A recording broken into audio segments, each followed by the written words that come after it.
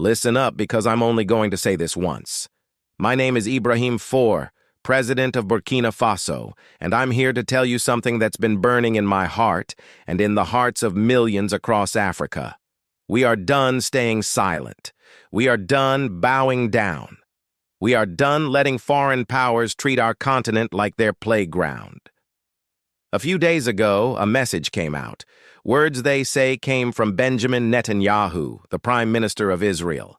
They claim he warned African leaders to stay in line or face consequences. Whether he said it or not, I don't care. The message was loud and it was clear. Some people still think they can threaten us, scare us, and control us.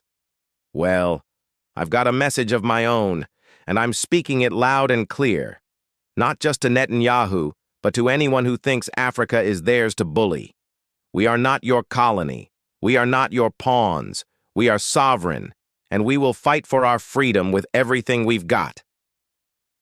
Let me take you back to that moment in Ouagadougou, our capital. I stood in front of cameras, journalists, and my people. The room was packed, and you could feel the tension in the air. Everyone was waiting to see what I'd say. I didn't have a script. I didn't need one. When you're speaking the truth, the words come straight from the heart. I looked into the camera and I spoke directly to Netanyahu. I said, "We are no longer colonies. We are sovereign nations. If any foreign leader thinks they can threaten Africa into submission, they are gravely mistaken." The room went quiet. You could hear the weight of those words settle over everyone. But I wasn't done. I leaned forward and said, "Let me make this crystal clear to you, Mr. Netanyahu.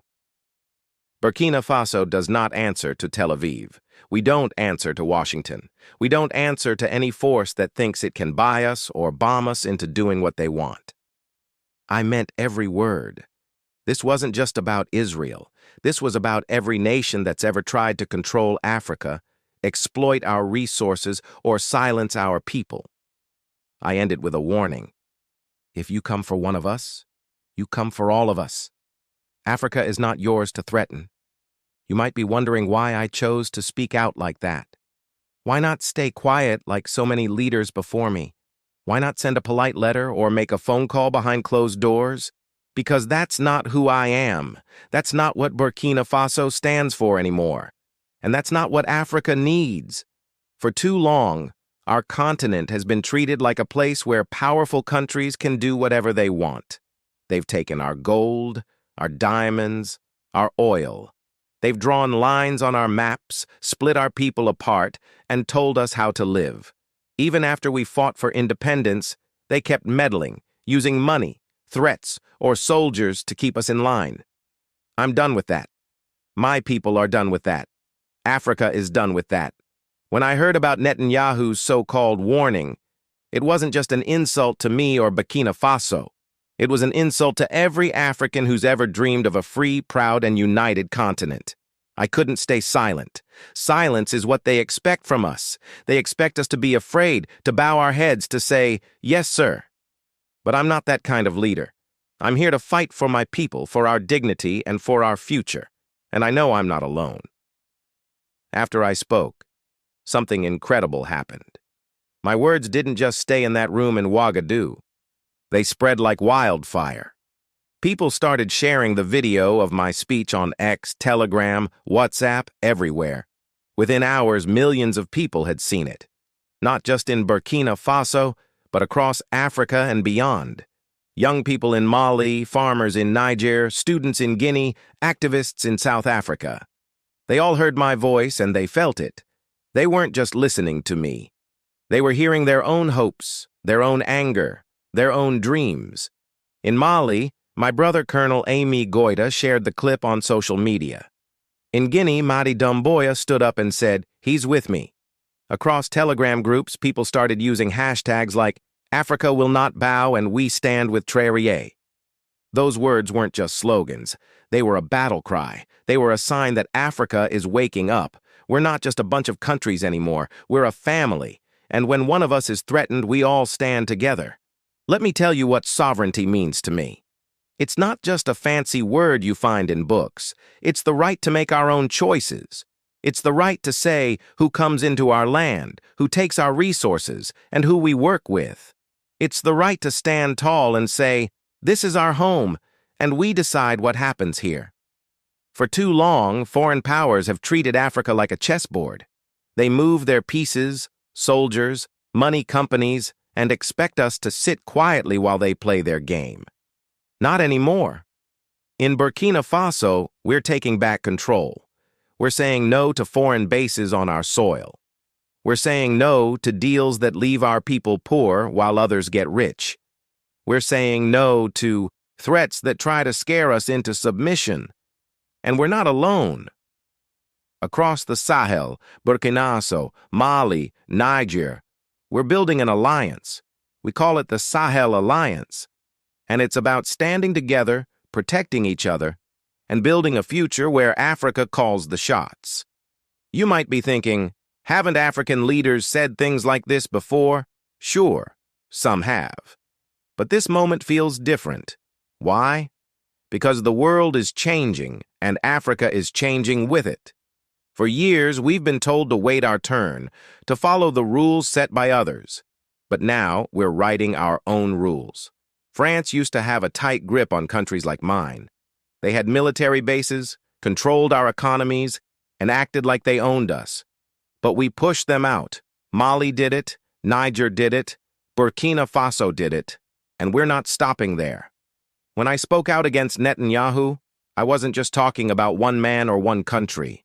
I was talking to every nation that's ever looked at Africa and seen a place to exploit. I was talking to the leaders who think they can scare us with sanctions, bombs, or angry words.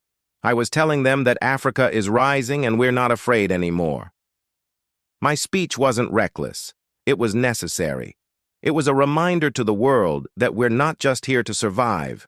We're here to thrive, to build, to lead. You know what's interesting? After I spoke, Israel's government didn't say a word.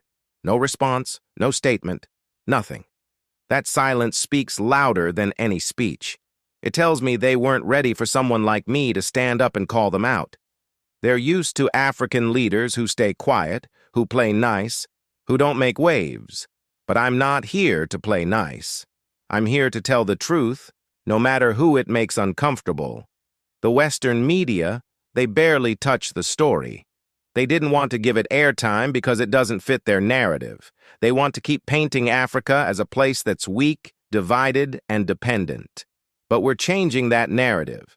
Every time someone shares my speech, every time a hashtag trends, every time another African leader stands with me, we're rewriting the story of our continent. We're showing the world who we really are. I didn't set out to become a symbol. I'm just a man from Burkina Faso fighting for my people.